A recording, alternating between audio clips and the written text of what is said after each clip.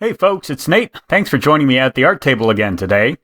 I wanted to talk about something a little bit different. I wanted to talk about the response I've seen going around to a recent quote-unquote children's book from Matt Walsh.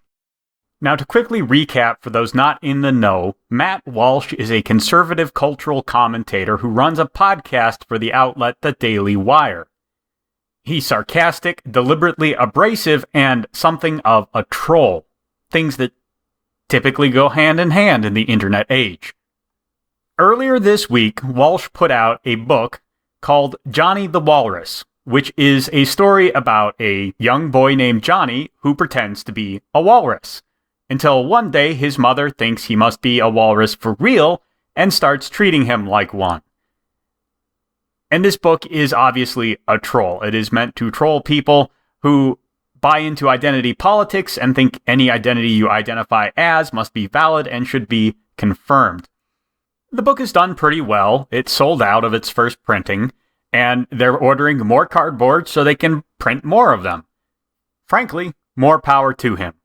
I don't really have a problem with this kind of trolling, whether it be in a children's book, whether it be in a blank book, whether it be in some kind of really long-form parody or satire of some political opponent you have.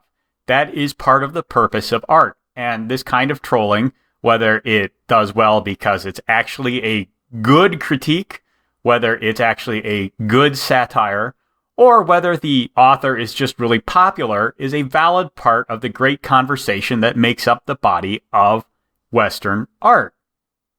I'm making this video more to think about the reaction to it, because there are a lot of people who are very upset that this book is getting a lot of traction when actual serious attempts to reform the faults in Western culture are being, in the opinions of these critics, ignored.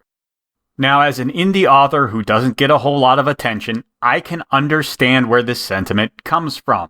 It's very frustrating to put your best foot forward to make real, meaningful cultural change and then be ignored by people who claim to recognize the need for real, meaningful cultural change.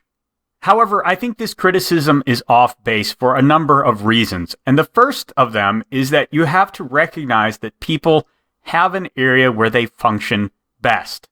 You cannot criticize Bill Burr for not making films like Blazing Saddles because Bill Burr is a stand-up comedian. He's not an actor like Mel Brooks. By the same token, Ricky Gervais is not going to make Monty Python movies. They have different approaches to producing comedic art, and they are both important and healthy for our culture, but they are not interchangeable. Do not fall into the trap of thinking that people and their realms of expertise are easily interchangeable. They're not. People develop skill sets and then they maximize those skill sets. And Matt Walsh is a professional troll. He makes trolls. He baits people into reacting to him in an outraged fashion, and then he makes fun of them. That has been a valid career path since the internet has existed. And frankly, you could do it before the internet. It was just a lot harder. Second, and more importantly, recognize that nobody is looking at Matt Walsh for recommendations about art. Matt Walsh is a cretin. He has no understanding of artistic creation or artistic standards. He's one of those guys who likes what he likes and doesn't like what he doesn't like, and he never thinks he has to explain himself, which is fine. Those people are everywhere. They're just a part of life. And if you're a creator, yeah, they probably grate on you a little bit. But you know what? You just have to ignore them. Matt Walsh could not promote your book. He could not promote your fiction project. No one would take him seriously if he did. Matt Walsh is not a person who is interested in fiction or stories or mythology. He's interested in very practical, everyday things. The Daily Wire has a podcast host for that already. That's Andrew Klavan, and Andrew Klavan does tell good stories.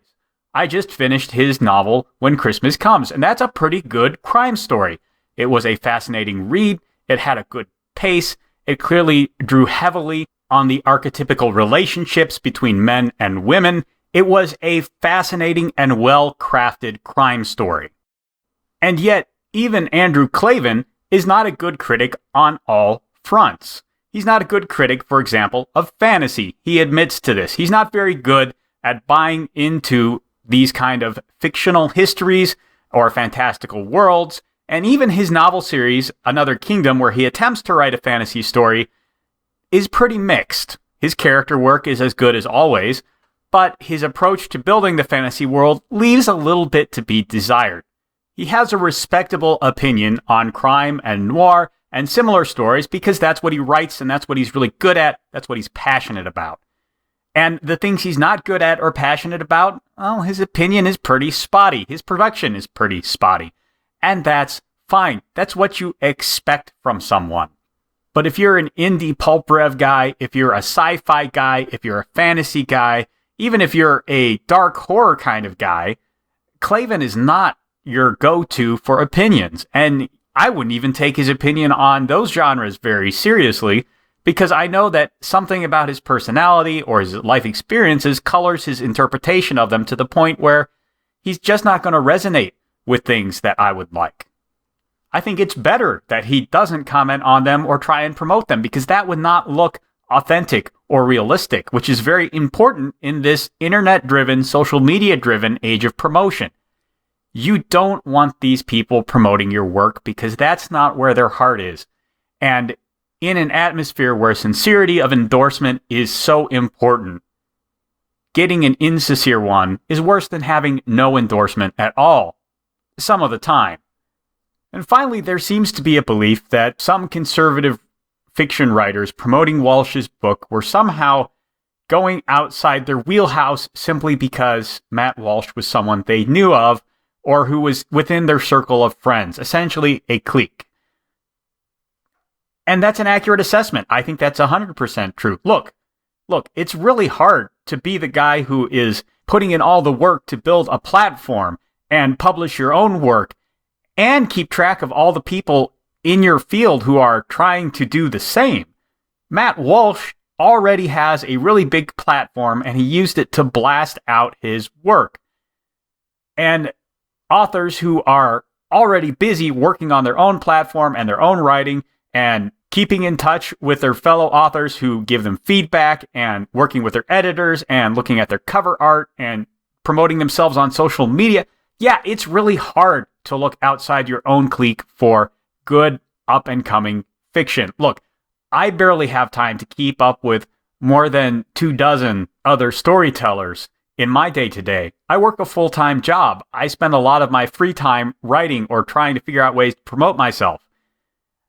I have a clique. It's just not a famous one, and I have a hard time looking outside of it. I'm not surprised that these writers can't see past their own circles, except when it's a really, really, really high-profile case.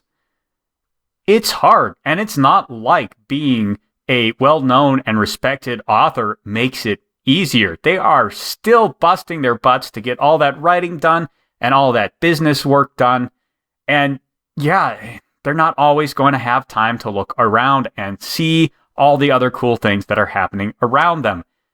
That's just part of life. And yeah, it's pretty rough. No one ever promised that making it as a writer was going to be easy. In fact, I was promised that it was going to be almost impossible. That's just the game.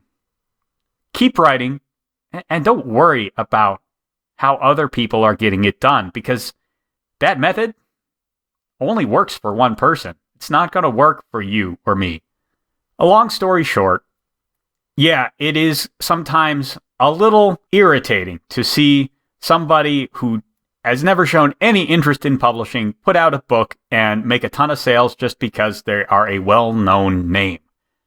But life is always going to work that way. Name recognition and a pre-existing audience will always get you a lot when it comes to selling a product. But be realistic. No other author lost any opportunities because Matt Walsh wrote a trolley book and sold a ton of copies. The people who bought that book were not looking to spend that money on the kind of books that the typical pulp rev or sci-fi or fantasy or dark horror writer is looking to sell. They were looking to buy a joke book they can maybe put on the coffee table for a year or two and laugh at with friends.